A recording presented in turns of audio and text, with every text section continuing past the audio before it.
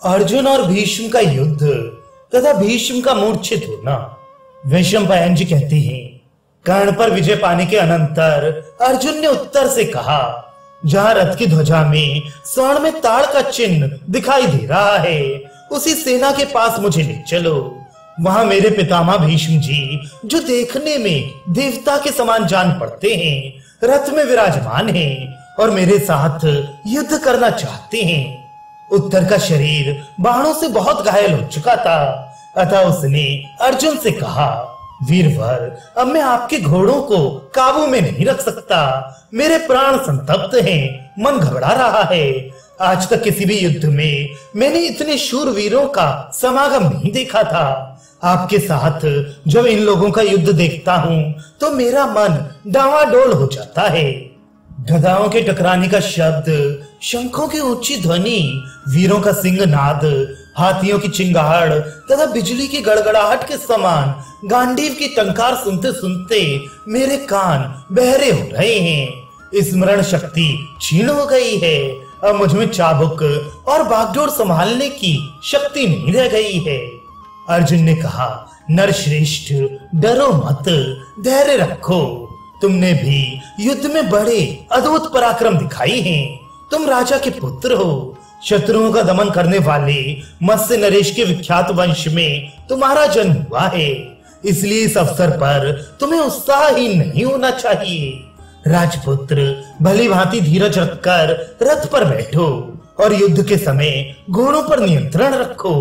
अच्छा, अब तुम मुझे भीष्म जी की सेना के सामने ले चलो और देखो कि मैं किस प्रकार दिव्य अस्त्रों का प्रयोग करता हूँ। आज सारी सेना को तुम चक्र की भांति घूमते हुए देखोगे।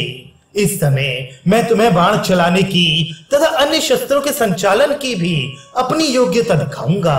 मैंने मुट्ठी को दृढ़ रखना इंद्र से, हाथों की फुर्ती ब्रह्मा जी से तथा संकट के अवसर पर विचित्र प्रकार से युद्ध करने की कला प्रजापति से सीखी है। इसी प्रकार रुद्र से रौद्रास्त्र की, वरुण से वारुणास्त्र की, अग्नि से आग्नेयास्त्र की और वायु देवता से वायव्य अस्त्र की शिक्षा प्राप्त की है। अतः तुम भय मत करो, मैं अकेले ही कौरव रूपी वन को उजाड़ डालूंगा।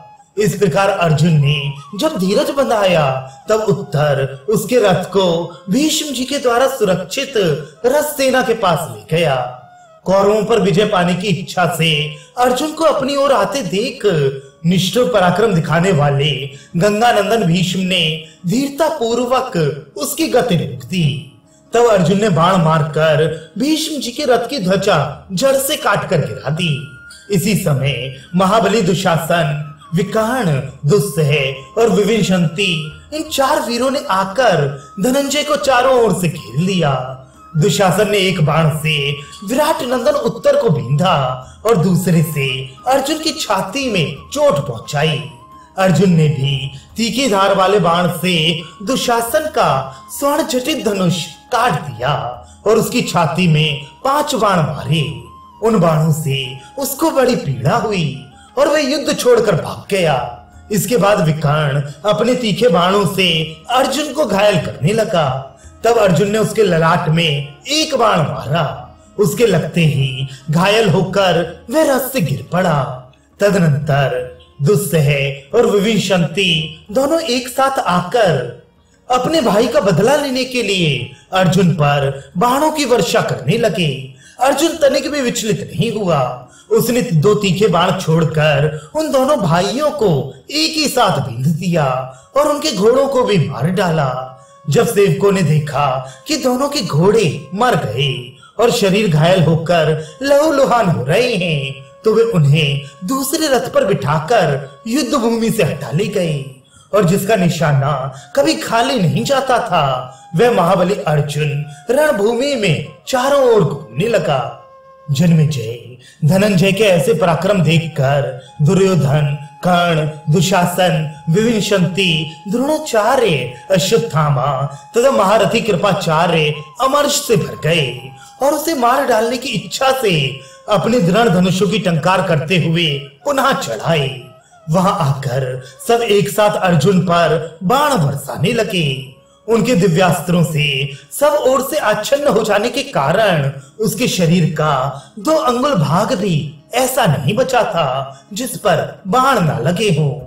ऐसी अवस्था में अर्जुन ने तनिक हंसकर अपने गांडीव धनुष पर ऐन्द्र अस्त्र का संधान किया और बाणों की झड़ी लगाकर समस्त कौरवों को ढक दिया।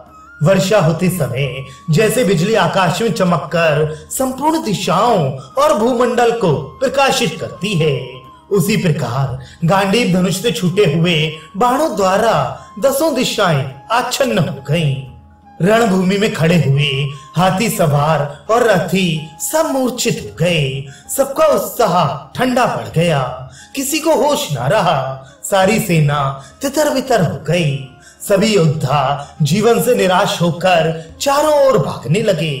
ये देखकर शांतनु नंदन भीष्म जी ने स्वर्ण चकित धनुष और मरम भेदी बाण देकर अर्जुन के ऊपर धावा किया। उन्होंने अर्जुन की ध्वजा पर फुंकारते हुए सर्पों के समान 8 बाण मारे। उनसे ध्वजा पर स्थित हुए बानर को बड़ी चोट पहुंची और उसके अग्रभाग में रहने वाले भूत भी घायल हुए। तब अर्जुन ने एक बहुत बड़े भाले से भीष्म जी का छत्र काट डाला। कटते ही वह पृथ्वी पर गिर पड़ा। साथ ही उसने उनकी ध्वजा पर भी बाणों से आघात किया और शीघ्रता पूर्वक उनके घोड़ों को, पार्श्व रक्षक को तथा सारथी को भी घायल कर दिया। भीष्म पितामह इस बात को सहन नहीं कर सके। वे अर्जुन पर दिव्यास्त्रों का प्रयोग करने लगे। जवाब में अर्जुन ने भी दिव्यास्त्रों का प्रहार किया। उस समय इन दोनों वीरों में बलि और इंद्र के समान रोमांचकारी संग्राम होने लगा। कौरव प्रशंसा करते हुए कहने लगे, भीष्म जी ने अर्जुन के साथ जो युद्ध ठाना है, यह बड़ा ही दुष्कर कार्य है। अर्जुन बलवान है, तरुण है, रणकुशल और फुर्ती करने वाला है। भला युद्ध में भीष्म और द्रोण के सिवा दूसरा कौन इसके वेग को सह सकता है। अर्जुन और भीष्म दोनों ही महापुरुष उस युद्ध में प्राजापत्य, इंद्र, अग्नि, रौद्र, वारुण, कौबेर, याम्य और वायव्य आदि दिव्यास्त्रों का प्रयोग करते हुए विचर रहे थे। अर्जुन और भीष्म सभी अस्त्रों के ज्ञाता थे। पहले तो इनमें दिव्यास्त्रों का युद्ध हुआ, इसके बाद बाणों का संग्राम छिड़ा। अर्जुन ने भीष्म का स्वर्ण में धनुष काट दिया। तब महारथी भीष्म ने एक ही क्षण में दूसरा धनुष लेकर उस पर प्रत्यंचा चढ़ा दी और क्रुद्ध होकर वे अर्जुन के ऊपर बाणों की वर्षा करने लगे। उन्होंने अपने बाणों से अर्जुन की बाईं पसली को बींध दिया। तब उसने भी हंसकर तीखे धार वाला एक बाण मारा और भीष्म का धनुष काट दिया। उसके बाद 10 बाणों से उनकी छाती बींध डाली। इससे भीष्म जी को बड़ी पीड़ा हुई और वे रथ का कुबर थाम कर देर तक बैठे रह गए। भीष्म जी को अचेत जानकर सारथी को अपने कर्तव्य का स्मरण हुआ और वे उनकी रक्षा के लिए उन्हें युद्ध भूमि से बाहर ले गया।